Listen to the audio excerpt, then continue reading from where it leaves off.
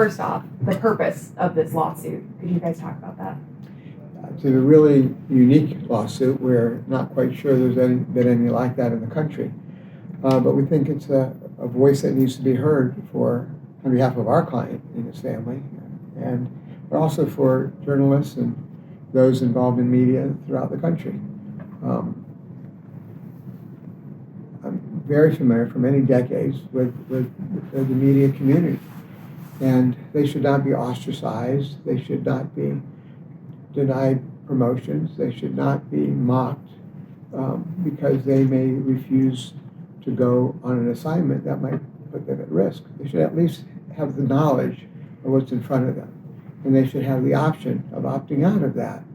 When you sign a contract to be a journalist, you don't sign a contract for a death warrant, and that's what happened here, we believe.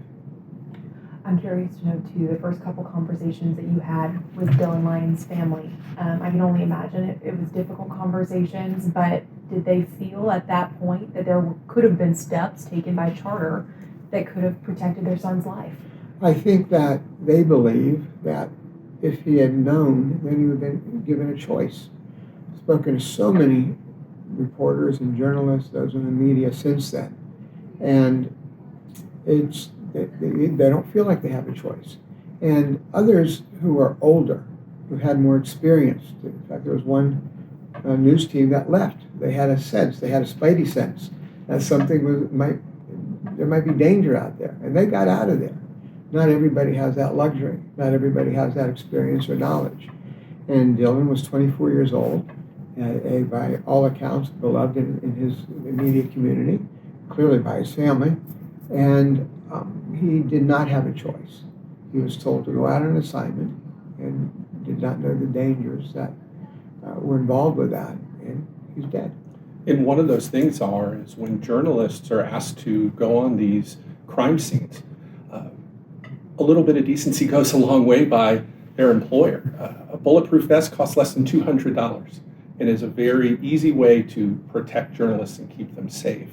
This is a situation where over 320 journalists have been shot in the last 8 years. And that's a number that I know rings out to us.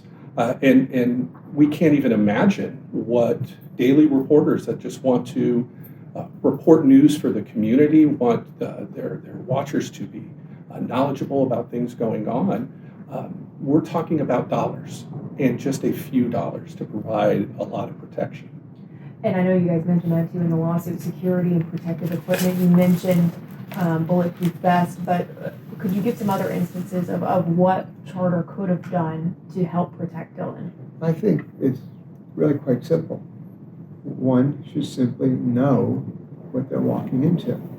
All information should be provided to a reporter, to a journalist, when they're going into a potentially dangerous situation, a crime scene. In this instance, law enforcement knew who the shooter was. And the truck from Channel 13 was on the very spot where Natasha was killed. And so for one to go into that without having any knowledge, to me, communication is the most important thing. Yes, there are preventative measures that, could have saved him, but when you go into a crime scene, I've been around journalists for decades. I've been around assignment desks forever. And it's run to get that next story, to get that scoop, to get that headline, to beat the competitor. And when you trip over yourself like that, and you forget that your reporters are real people, and they have the right, without any type of sanction, to be able to say, no, I think not. And then if they decide to go into that situation, it's their choice. They'd assume the risk. It was not an assumption of risk here. Do you feel like Dylan didn't have the opportunity to say no? How can you give an answer to a question that was never asked? Also, you guys mentioned training. What could that training have looked like for charter? It's very simple. According to Columbia University School of Journalism, only 53% of journalists have received any safety training in the last 3 years. These are basic courses, situational awareness, knowing your surroundings, being able to identify threats, These training programs are not multiple week and month courses. It's a couple of hours just to make people aware of these situations. It's very basic. Over 168 news organizations throughout the entire world have signed on to training standards to make their journalists safe. Charter is not one of those. And it begs the question of why not? Also, the lawsuit says that Spectrum should have known there was an at-large shooter in the area where Dylan was reporting. Is the argument that crews should not be going to, high crime scenes, or is that an argument? No, because you can easily do a shot. You can do a shoot. Let me say that. You can easily do a story by stepping away from the immediate danger area. There's plenty of other places that you can do that. So, no, run the story, but let the reporters know, let the videographers and the camera people know what's there. It's just a matter of choice. When you're 24 years old and you get a first job in a big market like Orlando, what are we, 17 or something like that, and then you got that opportunity in your hometown, you went to the University of Central Florida, journalism school, and then, here you are, and you're starting to live your career dream. You should be able to have the knowledge or the information so you can make an appropriate decision. But how can you make an informed consent without having the knowledge and the information to, in fact, make that decision? Is the intent or the hope of this lawsuit to change the broadcast journalism industry? I will share with you that our first goal is to take care of our clients, which should always be a lawyer's first goal. We hope ancillary to that the journalistic and media community at large is benefited. We know that I've spoken to many, and this needs to be done. So whatever happens on the suit, we hope to get the proper compensation for our clients. But beyond that, we hope that through Dylan, other lives are saved. Other journalists, those involved in journalism can be saved. And because, just as Ryan stated, just simple procedures, knowledge. Is it any different than getting trained to use a gun? You take a couple hours and now you've got responsibility. You know how to do it. And that's been lacking. And a lot of this happens because a lot of news networks and a lot of corporations trip over themselves for those ratings and forgetting that they've got you all on the firing line. And in this instance, literally. And it's protecting the integrity of reporting. It's allowing reporters to have the opportunity to really bring the news. Reporters don't go into this field because of riches or stability. They do it because they care. And in these situations, it's taken a horrible tragedy like this to bring a bigger light to something that may sound obvious to some, but half of journalists aren't even receiving basic training to be able to be safe every day when they're on their jobs. You guys have probably heard this before, but there's those that say journalists sign up for this job. Reporting on a crime at a crime scene is part of the job. What would you say to that? Well, police officers sign up to go on crime scenes, but they're given bulletproof vests. Lots of people sign up for occupations that could be dangerous, but their employers take basic steps to provide safety and security for them. Unfortunately, that doesn't occur in the media field. And again, adding to that, it should be a matter of choice.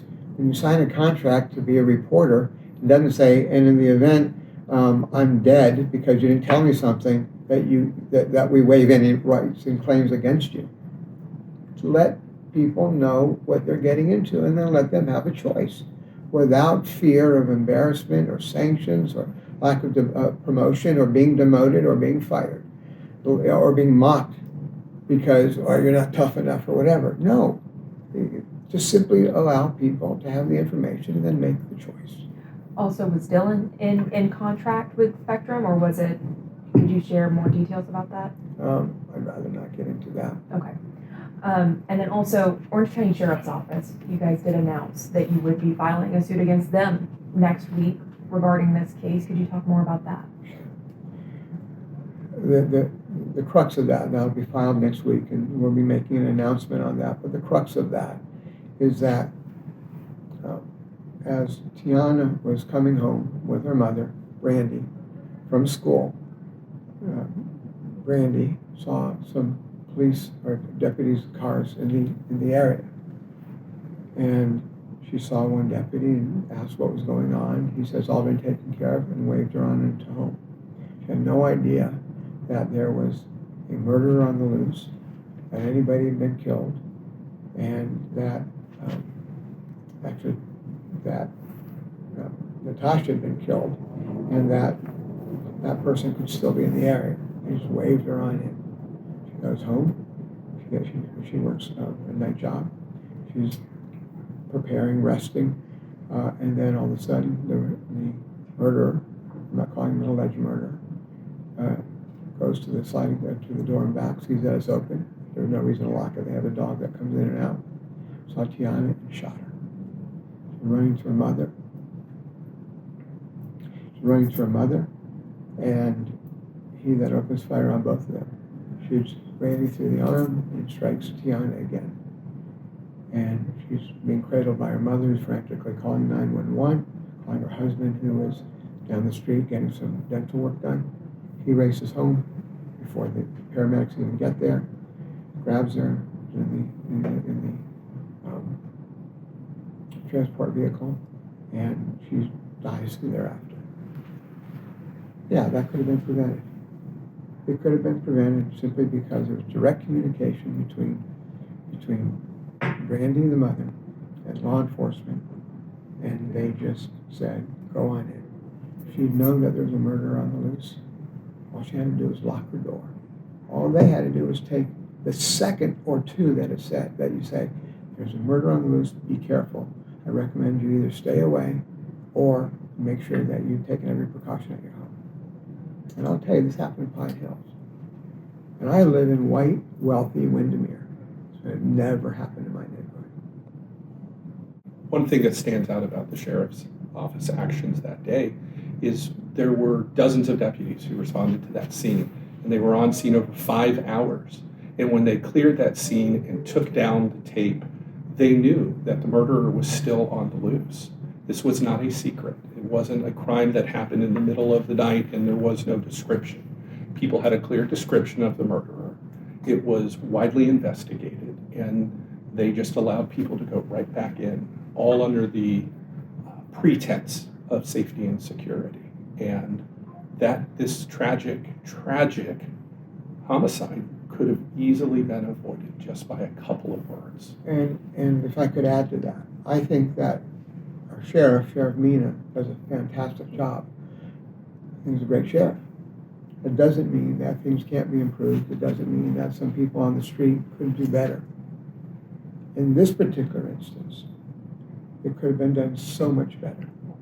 And all that they would have had to do was advise her, Brandy, that there was a shooter on the loose. It doesn't take a lot. And to piggyback on what Ryan just said, I think this is very important. This case has garnered a lot of attention. The governor used it as a case where Monique Worrell, the state attorney, had purportedly let somebody, the shooter in this instance, out 13 or 14 times. Didn't happen on her watch. So, but he had still been arrested 13 or 14 times. So law enforcement well knew who he was. No secret. It was very, very distinguishable. And they had knowledge of his name. They'd spoken to his cousin, who was in the car when Natasha was killed. So they knew who he was. They knew what he looked like. They had all sorts of identification through the processing system when anyone gets arrested. And yet that didn't get distributed. It didn't get told. It didn't get communicated to the residents in that area. And it should have been. And as a result of them just waving her in and not giving her the courtesy, the respect, and the decency that any citizen should be having, Tiana's dead. And those are the facts. So whatever legal twists and turns this case takes, those are the facts. Thank you. Thank you both. I appreciate it.